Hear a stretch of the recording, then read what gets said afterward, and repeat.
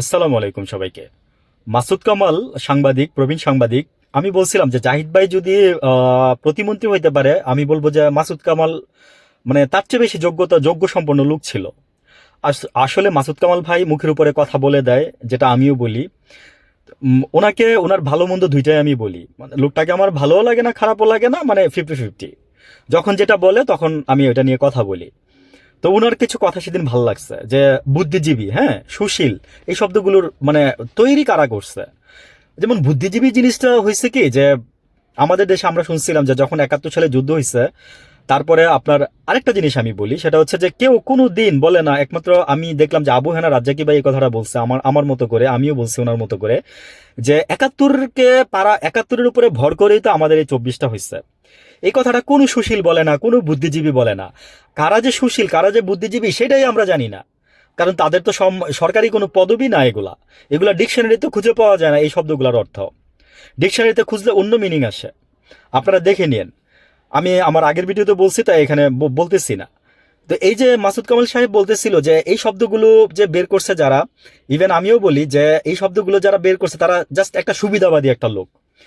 আমাদের স্বাধীনতার একদিন, মানে আমাদের বিজয় দিবসের একদিন আগে আমরা আমাদের বুদ্ধিজীবী যাদেরকে আমরা বলতেছি তাদেরকে আমরা হারাই। বিকজ আমাদের দেশকে পঙ্গু করে দেওয়া ছিল তাদের উদ্দেশ্য। কাদের উদ্দেশ্য তা ভালো করেই জানেন, কারণ যেন বাংলাদেশ মানে মানে বুদ্ধি দীপ্ত দিয়ে বা শিক্ষা দীক্ষা গবেষণা দিয়ে যেন উঠতে না পারে আর কি।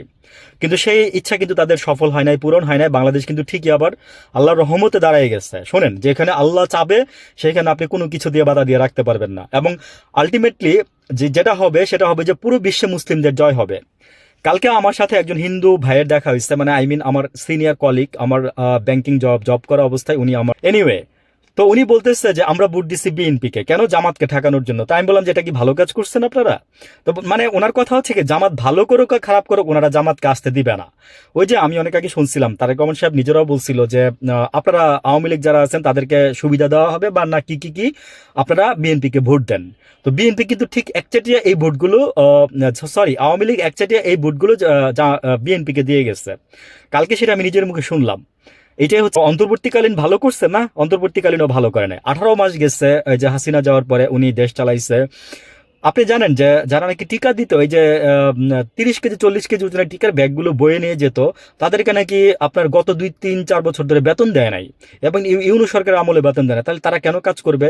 টিকা কিনা তো পরের কথা বা আগের কথা, কিন্তু ওদেরকে কেন বেতন দেওয়া হইলো না? এটার জবাব দেন। ভালো থাকবেন।